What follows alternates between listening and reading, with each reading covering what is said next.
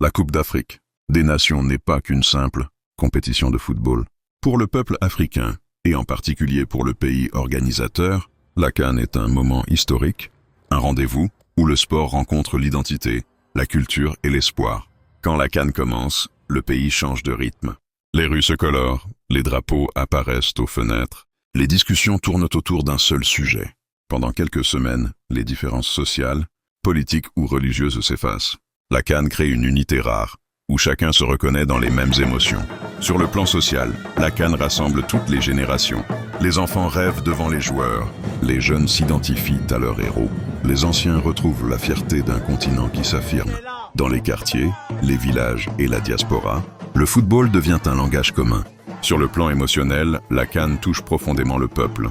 Chaque victoire provoque une explosion de joie collective.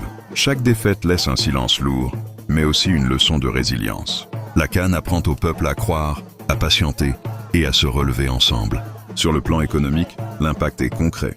L'arrivée des supporters, des médias et des délégations étrangères stimule le tourisme, l'hôtellerie, le transport et le commerce local.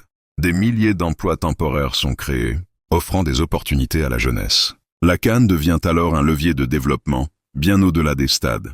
Mais la CAN, c'est aussi une vitrine pour le pays organisateur. Elle permet de montrer ses infrastructures, sa capacité d'organisation, sa culture et son hospitalité au reste du monde. Elle renforce la confiance nationale et prépare le pays à accueillir d'autres grands événements internationaux. Au-delà des chiffres et des résultats, la CAN laisse des traces durables.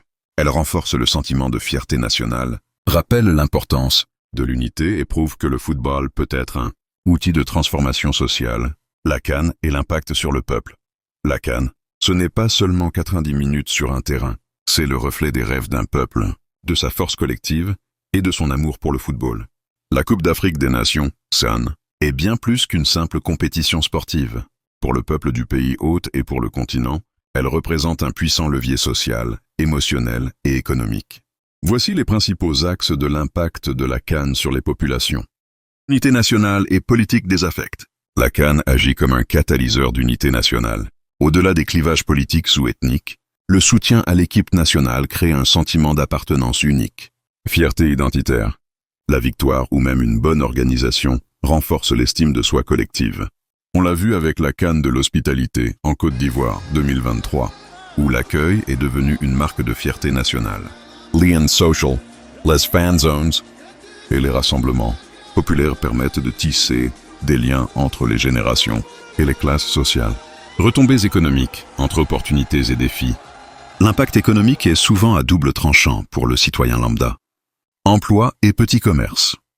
Le secteur informel, vente de maillots, restauration de rue, transport, connaît un boom immédiat. Pour de nombreux jeunes, c'est une source de revenus temporaires précieuse. Tourisme. L'arrivée de milliers de supporters stimule. L'hôtellerie et les services. Le revers de la médaille.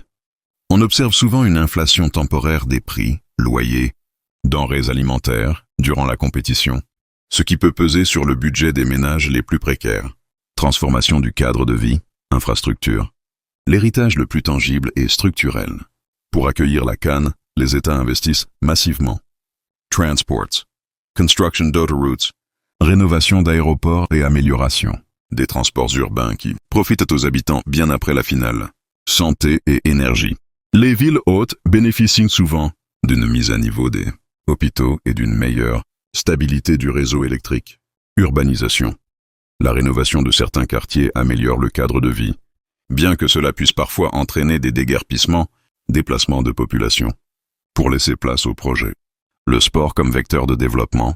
La CAN sensibilise la jeunesse aux valeurs du sport, discipline, santé, dépassement de soi.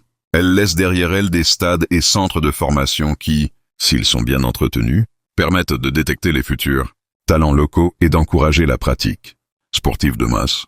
Note importante. L'enjeu majeur pour le peuple reste la pérennité. Le défi des gouvernements est d'éviter les éléphants blancs, stades coûteux et inutilisés après l'événement, pour transformer l'investissement de la CAN en développement durable. Merci d'avoir regardé jusqu'au bout. Si tu veux continuer à découvrir des analyses, des révélations et des contenus que personne d'autre ne t'explique, alors abonne-toi dès maintenant. Active la cloche pour ne rien manquer, parce que la suite arrive. Et tu ne voudras vraiment pas passer à côté.